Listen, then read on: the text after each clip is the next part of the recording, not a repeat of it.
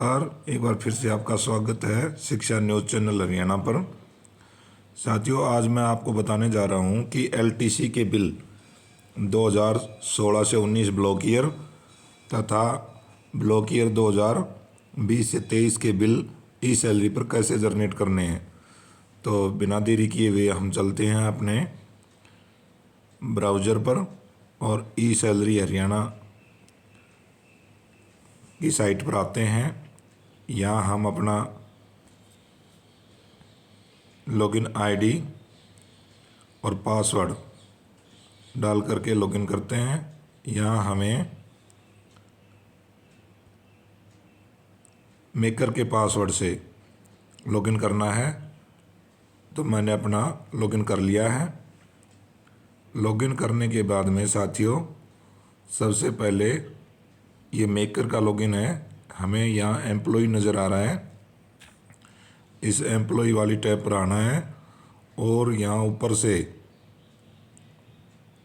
नीचे की तरफ चलेंगे तो आपको ये एलटीसी लीव इनकैशमेंट ये टैब नज़र आएगी। इसको हम क्लिक करेंगे। क्लिक करने के बाद में यहाँ पर ये टाइप ऑफ पेमेंट में हमें एलटीसी को सेलेक्ट करना है। पे बिल कोड, इसमें जो एम्प्लॉय है वो कौन से पे बिल कोड में है, यदि वो 6 से 8 में है, 1 से 5 में है या जोन से भी बिल में है, उस बिल को हम यहाँ सेलेक्ट करेंगे। मैं आपको एग्जाम्पल के लिए एक बिल सेलेक्ट कर लेता हूँ। इसमें हमें कब से कब तक की एलटीसी लेनी है। यदि हमें 2016 से 19 वाला ब्लॉक ईयर चुनना है तो हमें यहाँ जो स्टार्ट डेट है इसमें 2016 लिखना है। 2016 लिखेंगे तो ये 2019 एंड डेट ईयर ये अपने आप ले लेता है। इसके बाद में एम्प्लॉई का पेई कोड यहाँ हमें टाइप करना होता है। एम्प्लॉई का पेई कोड हम यहाँ इस ड्रॉप डाउन की लिस्ट में से ले लेते हैं। एग्जाम्पल के लिए मैं एक एम्प्लॉई का एग्जाम्पल लेता हूँ। यहाँ इसको सेलेक्ट करने के बाद में ये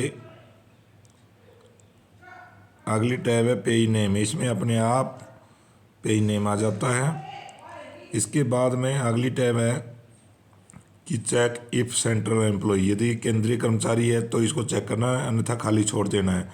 बेसिक पे आपकी ये ऑटोमेटिक उठा के लाता है, यदि ये वर्तमान वाली उठा के लाएगा। यदि आपकी इससे पहले कम थी तो आप इसको कम या ज़्यादा यहाँ से कर सकते हैं। तो उसके बाद में ग्रेड पे इसको ज्यों का त्यों रहने दें, इसको कम या ज़्यादा करने का कोई फ़ायदा नहीं है। इसके बाद में हमें यहाँ पे कमीशन चूज़ करना है। यदि आप 16 से 19 ले रहे हैं और उसमें आपका वेतन एलटीसी सैंक्शन होने के समय 6th पे कमीशन था तो 6th पे कमीशन चुने। यदि 7th था तो 7th, इस एम्प्लॉय का 7th पे कमीशन आ चुका था तो हम यहाँ 7th पे कमीशन कर लेते हैं। इसके बाद में डीए रेट वाली टैब पर आएंगे तो डीए रेट क्या था उस दौरान, तो यहाँ डीए रेट की स्लैब खुल के आएगी। इसमें हमें डीए को सेलेक्ट करना है। 2016 से 19 तो 4 या 5% ही डीए होगा। जो भी जिस डीए पर आपकी एलटीसी सैंक्शन हुई है वही डीए यहाँ सेलेक्ट करना है। उसके बाद में इनकम टैक्स का ये चुनाव करना है। यदि आप इनकम टैक्स इसमें से काटना चाहते हैं तो यहाँ जितना इनकम टैक्स आपको काटना है वो आप काट सकते हैं। मेरी तो सलाह यही है कि लगे हाथ इनकम टैक्स ज़रूर काट लेना चाहिए यदि आप इनकम टैक्स पे ही हैं तो। इसके बाद में हम इसको सेव कर देंगे। सेव करने के बाद में ये बिल बन चुका है और यहाँ इसके नीचे आपको ये मैसेज आ गया। मैसेज आने के बाद में इसको इसकी डिटेल जो है वो पे बिल रिपोर्ट में चली जाती है। साथियों, यहाँ मैं अभी आपको दोबारा भी बताना चाहूँगा कि हमने ब्लॉक ईयर इसमें 2016 से 19 का चुनाव किया था और ये पे बिल हमने बना लिया है। इसके बाद में यदि हमें 2019 से 20 वाला भी बिल बनाना पड़े तो ऐसे ही हम किसी भी बिल का चुनाव करेंगे। एक जो भी पे बिल कोड होगा, किसी भी पे बिल कोड का एक चुनाव कर लेंगे। किसी भी पे बिल कोड का चुनाव करने का मतलब यहाँ यह है कि आपका जो एम्प्लॉई है वह कौन से पे बिल कोड में है। फिर इसके बाद में हमें 20 से 23 वाले ब्लॉक ईयर के लिए 2020 स्टार्ट डेट चुननी है। इसके बाद में एंड डेट ऑटोमेटिक उठाएगा, ये आप देख सकते हैं। इसके बाद में पेई कौन से बिल में है वो पेई का यहाँ चुनाव कर देंगे। चुनाव करने के बाद में पेई का नाम यहाँ ऑटोमेटिक आएगा। उसके बाद में उसकी बेसिक पे ये सारी चीज़ें अपने आप उठा के लाएगा। हमें यहाँ ध्यान देने के लिए पे कमीशन वाली, ये देखो ऑटोमेटिक उठा लाया है। पे कमीशन, ये कौन सा पे कमीशन, तो इसका 7वां है और डीए रेट इसकी 38% पर सेंक्शन हुई है, तो यहाँ हम 38% करेंगे। यदि कर्मचारी का टैक्स काटना है तो ठीक, नहीं तो इसको टैक्स को 0 भी कर सकते हैं और इस प्रकार हम यहाँ इसको सेव कर देंगे। तो साथियों, इतना सब करने के बाद में आपको मेन मेन्यू में आना है। मेन मेन्यू में आने के बाद में हम यहाँ रिपोर्ट जनरेट करेंगे, ट्रेजरी वाउचर को जनरेट करेंगे। उसके बाद में ये दिखा देता हूँ आपको, रिपोर्ट में आएंगे, पे बिल रिपोर्ट लेंगे। इसमें जिस पे बिल में हमने बिल बनाया था उस बिल का चुनाव करेंगे और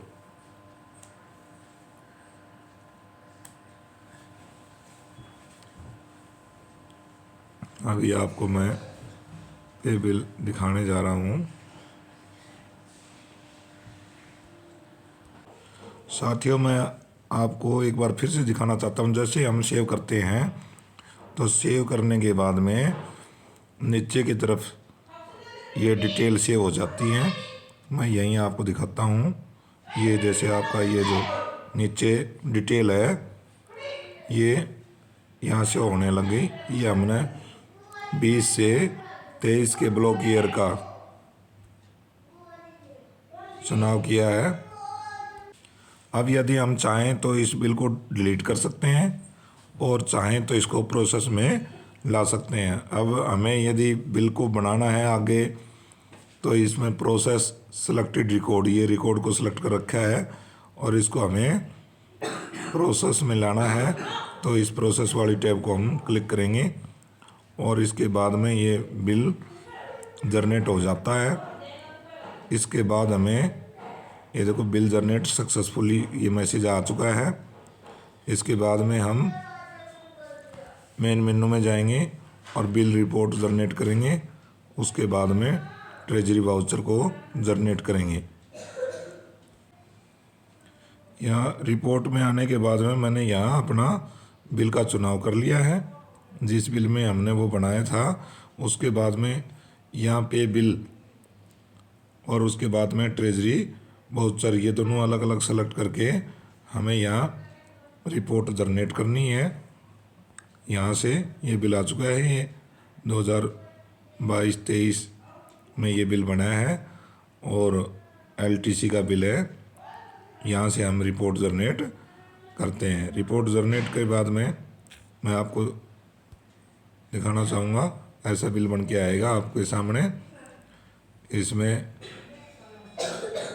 ये बिल बन चुका है, इनकम टैक्स भी कट चुका है इसमें, तो ऐसा बिल बनेगा। इसके बाद में आपको फिर वापस ये सारा मेकर में ही करना है। यहाँ हमें अब सैंक्शन लगानी है इसकी। तो सैंक्शन लगाने के लिए हमें वही एम्प्लॉय वाली टैब पर चलना है। एम्प्लॉय करने के बाद में यहाँ नीचे आना है, और नीचे आने के बाद में हमें यहाँ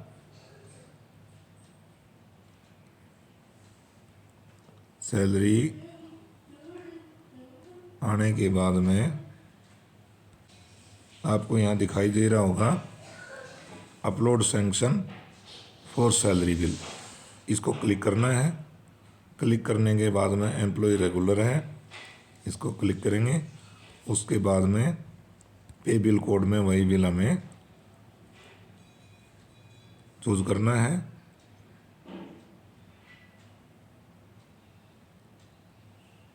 जैसे ही यहाँ हम पे बिल सेलेक्ट करेंगे,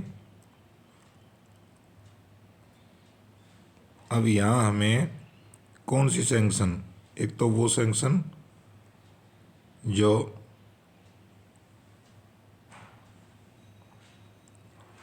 डीओ या डीडब्ल्यू ऑफिस से सैंक्शन होके आई है, एक सैंक्शन हमें अपने स्कूल की बनानी होती है।